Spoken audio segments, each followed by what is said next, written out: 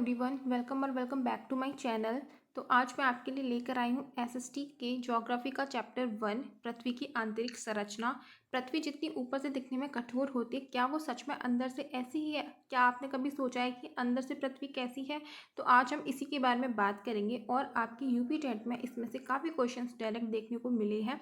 बहुत most important chapter है। अगर आप यूपी टेट की तैयारी कर रहे हैं और आपका सब्जेक्ट एसएसटी है, या फिर आप अपकमिंग सीटेट की तैयारी कर रहे हैं और अभी तक आपने सीटेट नहीं दिया है, या फिर आप फर्स्ट टाइम देने वाले हैं, तो ये सीटेट में भी आता है और बहुत इंपॉर्टेंट है। इसमें एक टॉपिक है, मैं आपको पहले वो दिखा देती हूँ। ये वाला जो आप पार्ट देख रहे हो ना, इसमें से 100% हर साल सीटेट के एग्जाम में हर साल क्वेश्चंस आते हैं एंड यूपी टेट में भी पहले इससे क्वेश्चंस पूछे गए हैं, डायरेक्ट क्वेश्चन बनता है। एंड अब जो आपका यूपी टेट का एग्जाम आ रहा है उसके लिए आप इसको बहुत अच्छे से पढ़ लेना। इसके ऊपर मैंने अलग से एक पूरी वीडियो बनाई हुई है, आप चाहे तो उसको देख लीजिएगा और इस चैप्टर के अंदर भी मैं आपको एक्सप्लेन कर दूंगी।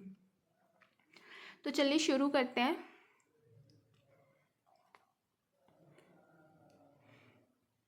हम जानते हैं कि लगभग 5 अरब वर्ष पहले हमारे सौरमंडल की उत्पत्ति हुई। हमारी पृथ्वी भी सौरमंडल के 8 ग्रहों में से एक है। उत्पत्ति के समय पृथ्वी गर्म गैसों और धूल के कणों से बनी आग के दहकते हुए गोले के समान थी। करोड़ों वर्ष बाद पृथ्वी का वायुमंडल बना और घनघोर वर्षा के फलस्वरूप धीरे धीरे पृथ्वी की ऊपरी परत ठंडी हुई, परंतु पृथ्वी आज भी अंदर से गर्म है। तो देखा आपने, पृथ्वी आज भी अंदर से गर्म है। यहाँ पर ये एक एक्टिविटी दी गई है। इसके बाद हम पढ़ते हैं पृथ्वी की आंतरिक संरचना। जो पृथ्वी है ना, वो प्याज की तरह है। उसके अंदर भी लेयर्स हैं, एक लेयर के ऊपर दूसरी लेयर, फिर उसके ऊपर एक और लेयर, लेयर बाय लेयर है पृथ्वी के अंदर भी। तो कि प्याज की तरह कई परतें जो भिन्न भिन्न मोटाई की है, इनकी जो मोटाई है वो भी अलग अलग है। सब कुछ इसके अंदर बताया गया है। सबसे ऊपर वाली जो लेयर होती है उसे बोलते हैं भूपर्पटी, फिर मैंटल ऊपरी, फिर निचला मैंटल, फिर बाहरी कोड, फिर होता है आंतरिक कोड। इन सब की आपको गहराई के हिसाब से लंबाई भी दी गई है।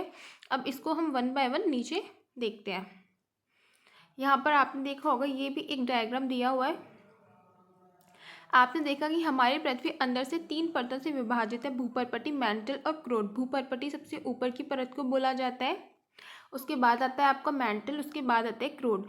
भूपर्पटी पृथ्वी की सबसे ऊपरी परत को कहते हैं। ये पृथ्वी की सबसे पतली ठोस परत होती है। अगर आपसे क्वेश्चन पूछा जाता है कि पृथ्वी की सबसे ठोस और पतली परत कौन सी है, यानी कि पतली, तो आंसर होगा भूपर्पटी। यूपी टेट में इसी तरह से क्वेश्चंस बनते हैं। भूपर्पटी की मोटाई विभिन्न स्थानों पर भिन्न भिन्न होती है। इसकी जो मोटाई है वो अलग अलग जगहों पर अलग अलग होती है। समुद्र की तलहटी का निर्माण करने वाली भूपर्पटी प्राय 4 से 7 किलोमीटर होती है, जबकि महाद्वीपों की भूपर्पटी औसत रूप से 35 किलोमीटर तक मोटी होती है। अब आपने यहाँ पर क्या याद रखना है कि जो समुद्र की तलहटी का निर्माण करने वाली भूपर्पटी की जो मोटाई है वो 4 से 7 किलोमीटर होती है। वही महाद्वीपों की भूपर्पटी, उसकी जो मोटाई है वो 35 किलोमीटर होती है। इस पॉइंट को आप लोग हाईलाइट कर लेना, क्योंकि ये जो छोटी छोटी चीज़ें होती हैं ना, हमको बहुत छोटी लगती है, बट यहीं से क्वेश्चंस बनते हैं, इन्हीं चीज़ों में से क्वेश्चंस बनते हैं। इसके नीचे पढ़ते हैं, कुछ पर्वतों के नीचे तो इसकी मोटाई 70 किलोमीटर तक होती है। चट्टानें और मिट्टियों इस भूपर्पटी की सबसे ऊपरी परत का निर्माण करते हैं। सिलिका एवं एल्यूमिनियम पदार्थों की अधिकता के कारण इस परत को सियाल भी कहा जाता है। मैंटल भूपर्पटी के नीचे एक बहुत अधिक मोटी परत पाई जाती है। मैंटल भूपर्पटी के बाद आती है, जिसे मैंटल कहते हैं। मैंटल 2900 किलोमीटर की गहराई तक पाई जाती है। अब आपको ये याद रखना है कि जो मैंटल की गहराई है वो 2900 किलोमीटर बताई गई है। मैंटल में चट्टानें पिघली अवस्था में पाई जाती हैं, ये भूप्रपट्टी की एक सीमा द्वारा अलग होती है, जिसे इसके खोजकर्ता मोरोविक के नाम पर, मोहो यहाँ पर ये नाम बताया गया है, डिसकंटिन्यूटी, मोहो डिसकंटिन्यूटी के नाम से जाना जाता है। मैंटल का ऊपरी भाग दुर्बलता मंडल कहा जाता है। मैंटल का जो ऊपरी भाग है उसे दुर्बलता मंडल कहा जाता है। ये आपको याद रखना है, क्वेश्चन बन सकता है कि मैंटल का ऊपरी भाग दुर्बलता मंडल कहा जाता है। इसका विस्तार लगभग 400 किलोमीटर तक की गहराई तक है। ज्वालामुखी विस्फोट के समय जो लावा धरातल पर आता है उसका स्रोत दुर्बलता मंडल ही होता है। ज्वालामुखी जब विस्फोट होता है तो उसके अंदर से लावा निकलता है और जो कि ऊपर धरती पर आ जाता है, धरातल पर आ जाता है, तो वो दुर्बलता मंडल के कारण ही ऐसा होता है। मेंटल का ऊपरी 700 किलोमीटर तक का भाग ऊपरी मेंटल कहा जाता है। मेंटल के भी दो पार्ट्स होते हैं, इसको दो पार्ट्स में डिवाइड किया गया है, इसके दो भाग हैं। इसका जो ऊपरी पार्ट है 700 किलोमीटर तक का भाग, उसे ऊपरी मेंटल कहा जाता है, और इसके अलावा जो बचा हुआ पार्ट है उसे निचला मंडल कहा जाता है। सिलिका एवं मैग्नीशियम पदार्थों की अधिकता के कारण इस परत को सीमा भी कहा जाता है। इसके अंदर मैग्नीशियम और सिलिका की बहुत ज़्यादा, इन पदार्थों की बहुत ज़्यादा अधिकता होती है, मतलब क्वांटिटी में बहुत ज़्यादा होते हैं, इसीलिए इसको सीमा भी कहा जाता है। अब आती है बात क्रोड। क्रोड पृथ्वी का सबसे भीतरी भाग क्रोड कहलाता है। क्रोड और मेंटल की सीमा 2900 किलोमीटर की गहराई पर है। क्रोड परत भी दो भागों में विभाजित है। क्रोड को भी दो भागों में बांटा गया है, बाहरी क्रोड और आंतरिक क्रोड। बाहरी क्रोड तरल अवस्था में होती है, जबकि आंतरिक क्रोड ठोस अवस्था में होती है। ये पॉइंट आपको नोटिस करना है कि जो बाहरी क्रोड है वो तरल अवस्था में होती है, और जो आंतरिक क्रोड है वो आपकी ठोस अवस्था में होती है। क्रोड बाहरी पदार्थों मुख्यतः लोहे तथा निकल से बना होता है। बाहरी धातुओं जैसे निकिल एवं लोहे से बनी होने के कारण इस परत को निफे भी कहा जाता है। अब बात करते हैं शैल यानी कि रॉक्स। शैल या चट्टान खनिजों के मिश्रण से बना पदार्थ होता है। ये विभिन्न आकृतियों, आकारों एवं रंगों में पाई जाती हैं। जो रॉक्स होते हैं वो डिफरेंट कलर्स के होते हैं, उनकी शेप्स अलग होती हैं, उनकी आकृतियाँ अलग होती हैं। ये पत्थर की तरह कठोर व मिट्टी व रेत की तरह मुलायम भी हो सकते हैं। ये दोनों टाइप के हो सकते हैं, एकदम हार्ड स्टोन की तरह, एकदम सॉफ्ट मिट्टी रेत की तरह भी हो सकते हैं। आपने देखा होगा कि घर पर आपकी माँ जिस सिलबट्टे का प्रयोग मसाला पीसने के लिए करती है वह पत्थर का होता है। आप छोटी कक्षा में जिस स्लेट पर लिखते थे वह भी पत्थर की बनी होती थी। घर में बहुत सारी चीज़ें होती हैं जो रॉक की होती हैं, पत्थर की बनी हुई होती हैं। एंड आपके गांव के लोग जिस भूमि पर खेती करते हैं वे सभी शैल या चट्टानों के अलग अलग प्रकार हैं। आइए जानें कि शैल या चट्टानें कैसे बनती हैं। यहाँ पे इसकी शैलों के प्रकार आपको बताए गए हैं, 3 प्रकार बताए गए हैं। यह है आग्नेय शैल, परतदार शैल और ये रूपांतरित शैल। अब सबसे पहले हम पढ़ेंगे आग्नेय शैल। इनके बारे में हम पढ़ते हैं। आग्नेय चट्टान के प्रकार एवं उत्पत्ति। यहाँ पर ये बताया गया है, एक पिक्चर आपको दी गई है इसके प्रकार एवं उत्पत्ति, कि इसकी उत्पत्ति कैसे होती है, कैसे कैसे ये चट्टानें बनती हैं, ये शैल, ये जो रॉक है ये कैसे बनता है। तो आग्नेय चट्टान के बारे में हम सबसे पहले पढ़ते हैं। आग्नेय लैटिन शब्द इग्निस का रूपांतरण है। इग्निस का अर्थ होता है आग। को देखिए और आग्नेय शैलों के निर्माण की प्रक्रिया जाने। चित्र में देखिए उड़ती हुई राख और धुआं जैसा पदार्थ निकलता दिखाई पड़ रहा है। आग्नेय शैलों की रचना इन्हीं भूगर्भ से निकलने वाले तत्व और तरल पदार्थों के ठंडा होकर जमने के फलस्वरूप हुई है। यहाँ पर ऊपर पिक्चर में शो हो रहा है, ये आपको दिख रहा होगा, ये धुआं और ये जो गैस निकल रही है जब भी ठंडी होकर जमने लग जाती हैं, ये जो तत्व हैं ठंडे होकर बाहर जमने लग जाते हैं, इन्हीं से ये जो आग्नेय जो शैल है इनका निर्माण होता है। ये तरल पदार्थ पृथ्वी के आंतरिक भागों में गर्म एवं पिघले हुए रूप में रहते हैं। इसे मैग्मा कहते हैं। जब ये मैग्मा पृथ्वी के धरातल पर पहुंचता है, यानी कि पृथ्वी की सतह पर जब ये मैग्मा आ जाता है तो लावा कहलाता है। इसी मैग्मा को लावा बोल दिया जाता है जब ये पृथ्वी की सतह पर आ जाता है। ग्रेनाइट, बेसाल्ट, क्रेवा और डायोराइट आग्नेय शैल के प्रमुख उदाहरण हैं। ये एग्जाम्पल आपको अच्छे से याद रखने हैं, ये वाले एग्जाम्पल कि ये किसके उदाहरण है, ये आग्नेय शैल के उदाहरण है। पृथ्वी की भूपर्पटी की 2/3 भाग आग्नेय शैलों से बना होता है। पृथ्वी की भूपर्पटी का 2/3 भाग आग्नेय शैलों से बना रहता है। आग्नेय चट्टानों को प्राथमिक चट्टानें भी कहा जाता है, क्योंकि इन्हीं चट्टानों से अन्य शैलों का भी निर्माण होता है। यहाँ पर आपको ये इन पॉइंट्स को याद रखना है। इनकी कुछ विशेषताएं, आग्नेय शैल कठोर होती हैं अतः अपरदन कम होता है। ये शैल रवेदार और दानेदार होती हैं। इन शैलों में परत नहीं पाई जाती। आग्नेय शैल में जीवाश्म नहीं पाए जाते। आग्नेय शैल का संबंध प्राय ज्वालामुखी क्रिया से होता है। आग्नेय शैलों में सोनाई, चांदी, लोहा, भ्रमक आदि खनिज पदार्थ मिलते हैं। नेक्स्ट अब बात आती है परतदार शैल या अवसादी शैल की। इसको परतदार शैल और अवसादी शैल दोनों एक ही होते हैं। आपने बरसात में बहते पानी को देखा होगा। पानी के साथ कंकड़, मिट्टी, पेड़ पौधों की पत्तियां तेजी से बहती दिखाई पड़ती। जब पानी बहना बंद हो जाता है तो नालियों, कंकड़, सड़कों के किनारे या गड्ढों में कंकड़, मिट्टी, पेड़ पौधों की पत्तियां, घास आदि जमीन में जमे हुए दिखाई देते हैं।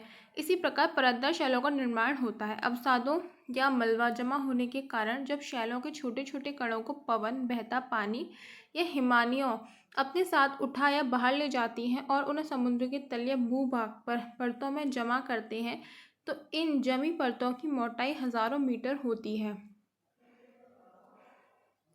यहाँ पर एक पिक्चर है 1.4, आप उसमें देख सकते हैं कई परतें दिखाई दे रही पृथ्वी के ऊपर।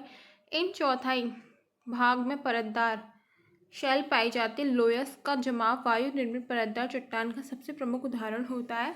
हिमालय पर्वत जो भारत का पहरेदार कहलाता है, इसमें परतदार चट्टानें पाई जाती हैं। बालू का पत्थर, स्लेट, चूने का पत्थर, कोयला, खड़िया मिट्टी आदि चट्टानें परतदार चट्टानों का उदाहरण होती हैं।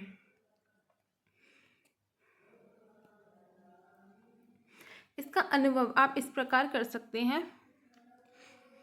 ये आपको यहाँ पर एक छोटी सी एक्टिविटी बताई गई है। बाढ़ या बरसात का पानी हटने के बाद नॉर्मल आपने देखा होगा जब बारिश बहुत ज़्यादा तेज़ आती है और उसका पानी हट जाता है, और वहाँ पर आप देखेंगे कि मिट्टी और जो कंकड़ होते हैं, पेड़ पौधों के बहुत सारे टुकड़े होते हैं, वो आकर जमा हो जाते हैं। बहुत सारी चीज़ें जमा हो जाती हैं, पदार्थ जमे हुए दिखाई पड़ते हैं और ये धीरे धीरे परतों में ये जो चीज़ें होती हैं जमने लग जाती हैं।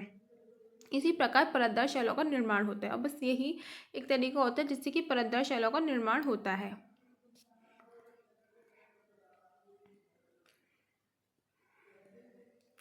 ये इसमें आप देख रहे होंगे पिक्चर के अंदर आपको दिख रहा है कि परत बनी हुई है। इसके अंदर ये परत पहले नीचे वाली जमी, फिर से सेम प्रोसेस होता है तो ऊपर वाली, इस तरह से परत दर परत ये जमते चली जाते हैं। परतदार शैलों की विशेषताएं। अब इसकी विशेषताएं क्या क्या हो सकती है।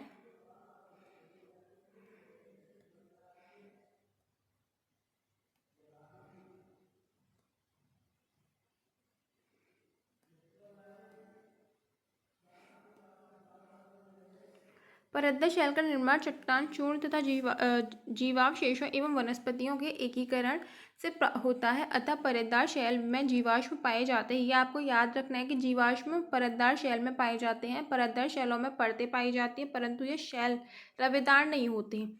ये भी पॉइंट आपको याद रखना है कि जो परतदार शैल होते हैं इसमें परतें तो पाई जाती हैं, लेकिन ये रवेदार नहीं होते हैं। और जीवाश्म किसमें पाए जाते हैं? परतदार शैल में। परतदार शैल प्राय मुलायम होती हैं, चीका मिट्टी, पंख, परंतु कुछ चट्टानें कड़ी भी होती हैं, जैसे बलुआ पत्थर। परतदार चट्टानों में खनिज तेल, कोयला और अन्य प्रकार के बहुमूल्य खनिज पाए जाते हैं। अगर परतदार शैल न होते तो कोयला एवं खनिज तेल कहाँ से मिलते?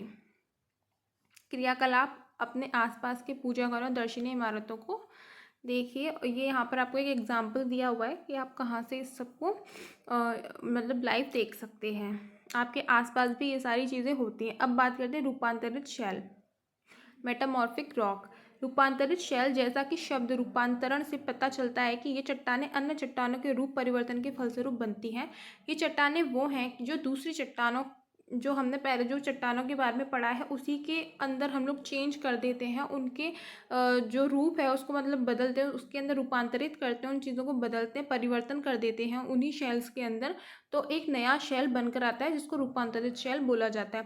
परतदार शेल तथा आगन्य शेल में दाब व ताप द्वारा परिवर्तन के फलस्वरूप रूपांतरित शेल का निर्माण होता है।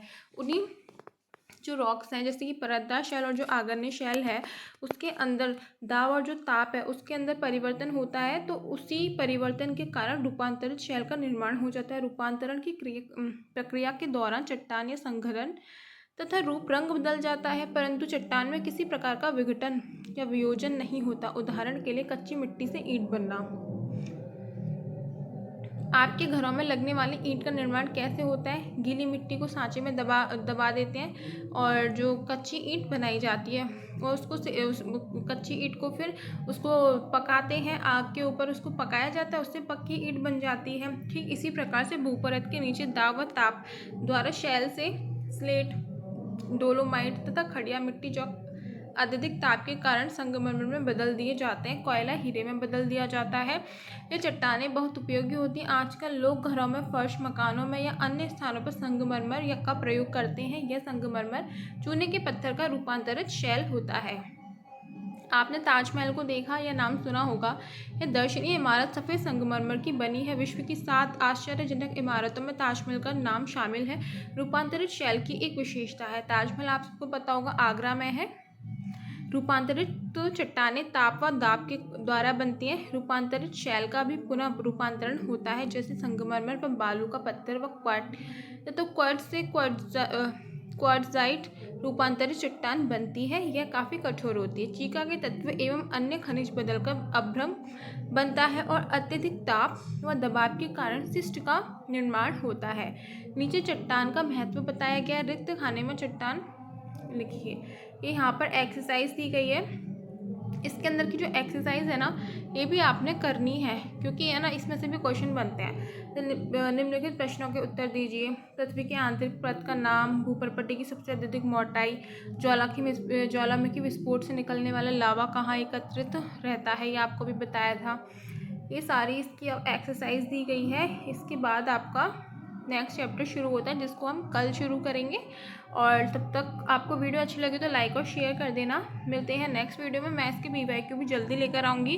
वीडियो को बनाने में थोड़ी मेहनत लगती है, तो प्लीज़ लाइक और शेयर कर दिया करो, कमेंट कर दिया करो, और जिससे मुझे भी एक मोटिवेशन मिले कि हाँ, मेरी वीडियो को लोग देख रहे हैं और मुझे भी वीडियो को बनाने में मज़ा आए। मैं इसके PYQ भी आपके लिए लेकर आऊँगी, पहले चैप्टर वाइज और फिर पूरी PDF।